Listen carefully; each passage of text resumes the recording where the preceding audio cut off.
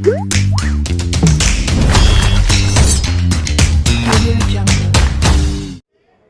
आपण बघणार आहोत कोकणातली एकदम सोपी आणि खायला अतिशय चविष्ट अशी रेसिपी, ज्याचं नाव आहे घावण. तर त्यासाठी आपल्याला पूर्वतयारी तर करावी लागेल. त्यासाठी आज घेते मी गावठी तांदूळ, ज्याला सुरे तांदूळ सुद्धा म्हणतात. मग मी आज ते तांदूळ घेते आणि तुम्हाला तांदळात दिसत असेल तर ही मसाल्याची पानं आम्ही टाकतो, जेणेकरून जे आपले तांदूळ असतात त्यांना काही जे टोके वगैरे असतात ते पडू नये म्हणून.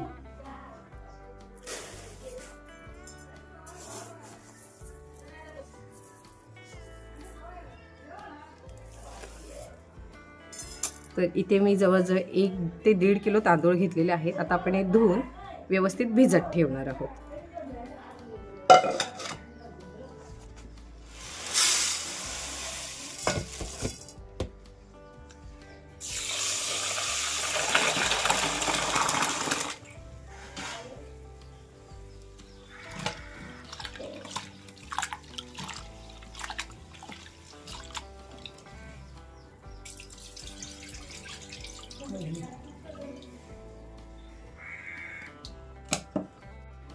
मी 3ऱ्या वेळेला पाणी टाकून तांदूळ धुते. बऱ्यापैकी पाणी हे क्लीन निघालंय.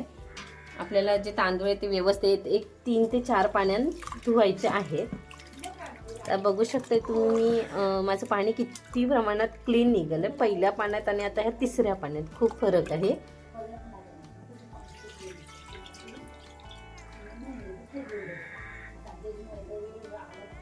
तर आता हे तांदूळ मी धुवून व्यवस्थित घेतलेत. आपल्याला त्याच्यात पाणी ओतायचं आहे आणि मी पूर्ण रात्र त्याला आता भिजत ठेवणार आहे तांदळांना. पाण्याचा अंदाज जो आहे माझा तो 4 बोटं इतकं घेतलेलं आहे पाणी. पाणी आपलं सर्व आटलं जात नाही, पण भिजत ठेवताना आपल्याला जास्त ठेवावं लागतं. तर 4 अंगळे इतकं मी पाणी घेतलेलं आहे. आता आपल्याला हे ताट देऊन ह्याला रात्रभर भिजत ठेवायचं आहे. तर त्यात आपण ताट दिलेलं आहे. मी आता हे भिजत ठेवते. तर मी आता सकाळी उघडून हे बघतेय. बघू शकता आपले जे तांदूळ आहेत ना खूप छान भिजले गेलेले आहेत. सहज हातांसुद्धा हे होत आहेत बारीक.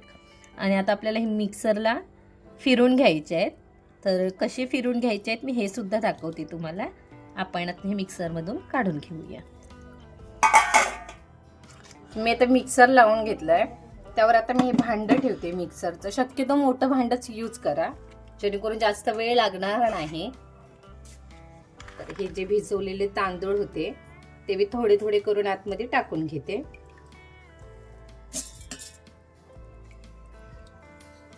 आणि त्यामध्ये ऍड करते मी पाणी.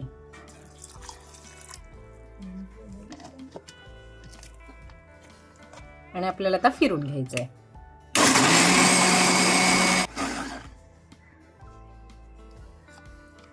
तर बघू शकताय तुम्ही हे असं हे बघा चरचरीत जे आहे ना तेच टेक्स्चर घावण्याला आलं पाहिजे.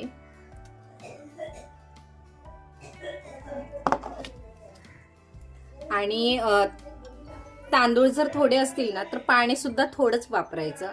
जर आपलं भांडं खूप मोठं असेल आणि तांदूळ एकसाथ येत असतील तरी सुद्धा पाण्याचा वापर हा थोडा थोडा करूनच केला पाहिजे. मला अंदाज होता, त्यामुळे मग मी डायरेक्ट तांदूळ आणि पाणी एकत्र करून लावलं. पण जर एखाद्याला अंदाज नसेल, नवीनच करणार असाल, तर थोडं पाणी आणि जास्त तांदूळ असा वापर करून हा फिरून घ्यायचा आहे मिक्सरला. तर आता सेम प्रोसिजरने माझे मी दुसरे तांदूळ आहेत ते सुद्धा लावून घेते. तर तुम्ही बघू शकताय मी इथे तेल घेतलेलं आहे. आपल्याला जे आता भिडं आहे घेणार आहोत त्याला लावण्यासाठी तेल. आणि इथे घेतले मी नारळाची किशी. याने मी तेल सगळीकडे ग्रीस करून लावणार आहे.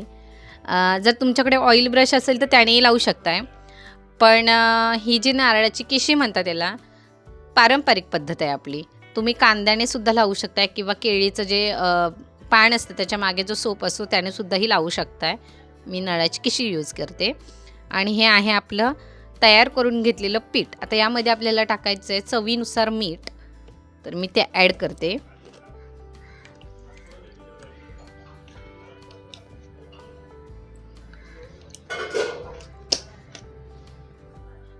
तर आता आपल्याला व्यवस्थित त्याला एकत्र करून घ्यायचं आहे.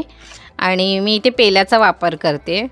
तुम्ही चमच्याचा सुद्धा वापर करू शकताय, पण आमच्या घरात शक्यतो पेलाच यूज करतात, म्हणून मग मी पेल्याचा वापरच करते. आणि तुम्ही मिश्रण बघत असाल ना, तर हीच त्याला स्ट्रेक्चर आलं पाहिजे आणि पिठाची जी म्हणजे पातळ किंवा जो जाडसरपणा आहे तो असा मेंटेन ठेवावा लागतो घावणसाठी. तर आता आपण हे घावणचं पीठ जे आहे ते तयार झालेलं आहे. आता आपण ते घावण घालून घेऊया. तर हे भिडं आपण ठेवून घेतलं. आता त्यावर मी तेल लावून घेते.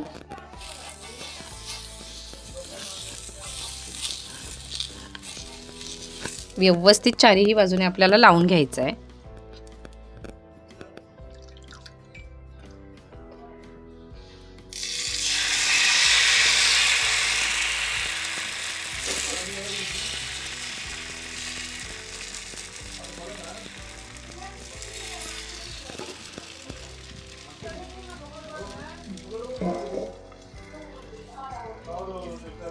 मी घावण टाकल्यानंतर तुम्ही बघू शकता, मी लगेच त्याला झाकण दिलं. झाकण देण्याचं कारण हे की त्याला पचावा लागतो असं म्हणतात, कारण तो जरा व्यवस्थित शिजून यावं लागतं ना, म्हणून मग आपण त्याला झाकण देतो. तर आपला हा जो घावण आहे ना, लगेचच जर जाळ व्यवस्थित असेल तर त्याला परतवून घ्यायचा. घावण माझं बनवून तयार आहे. थोडंसं मी त्याला पलटी करून टाकणार आहे. अतिशय पातळ आणि एकदम दिसायला सुंदर आणि सगळ्यात सोपी रेसिपी आपली बनवून तयार आहे. आणि ही रेसिपी तुम्हाला कशी वाटली हे मला नक्की सांगा. आमच्या कोकणातली फेमस अशी रेसिपी आहे घावण्याची रेसिपी, आणि त्याच्यासोबत काय खायचं हे मी तुम्हाला पुढे सांगतेच.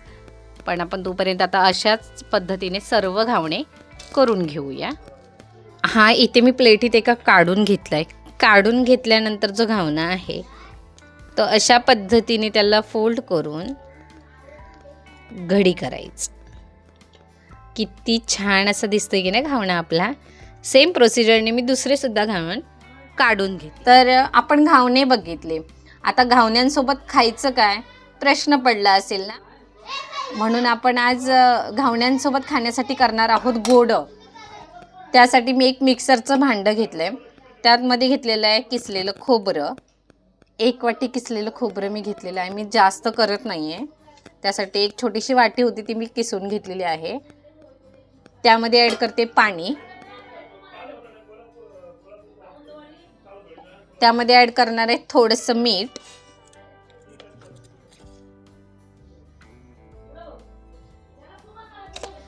आणि आज कदाचित थोडासा लाईटीचा प्रॉब्लेम असेल, म्हणून दिसायला थोडासा प्रॉब्लेम होत असेल, पण मी आशा करते की तुम्ही नक्की माझा व्हिडिओ समजून घ्याल. मी हळदी पावडर ॲड केलेली आहे. त्यामध्ये हळदी पावडर ऑप्शनल आहे, पण आम्ही इकडे पावडर ही टाकतोच हळदी पावडर आतमध्ये, त्यामुळे मी ॲड केलेली आहे. त्यात जिरं अजिबात स्किप करायचं नाही आहे.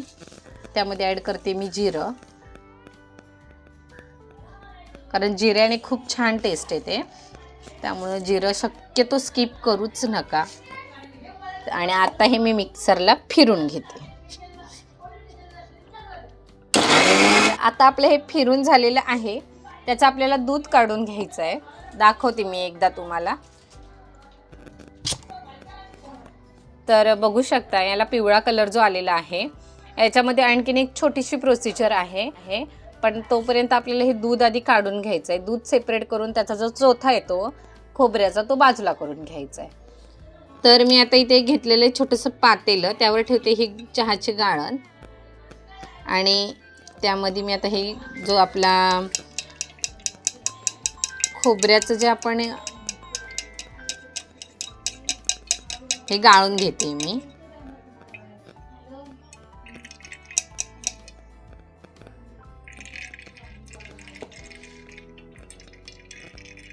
सेम प्रोसिजरनं आपल्याला गाळून घ्यायचं आहे. तुम्ही एखाद्या कापडने सुद्धा हे गाळू शकताय, पण मी इथे चाळणचा यूज करते. तर मी आता हे गाळून घेते. माझं मिक्सरचं भांडं लहान होतं म्हणून मी मगाशी साखर ॲड केलेली नाही, म्हणून आता परत मिक्सरचं भांडं ठेवते आणि त्यामध्ये मी साखर ॲड करते. साखर मी फक्त ही 1 वाटी साखर इतकी घेतलेली आहे. तुम्ही चवीनुसार कमी जास्त करू शकताय. तर आता ही मी मिक्सरला फिरून घेते. तर मंडळी पाहू शकता आपली सुप्रसिद्ध अशी कोकणातली पारंपरिक रेसिपी बनून तयार आहे, जिचं नाव आहे घावणे आणि त्याच्यासोबत बनवलेलं आहे आपण गोड. तुम्ही पाहू शकताय घावणे इतके छान आणि सॉफ्ट असे झालेले आहेत की वाव. जर तुम्हाला ही रेसिपी आवडली असेल तर व्हिडिओला लाईक करा, चॅनेलला सबस्क्राईब करा आणि बाजूच्या बेल आयकॉनला नक्की क्लिक करा, जेणेकरून तुम्हाला चुलीवरील नवनवीन रेसिपींचे व्हिडिओ बघता येतील. धन्यवाद.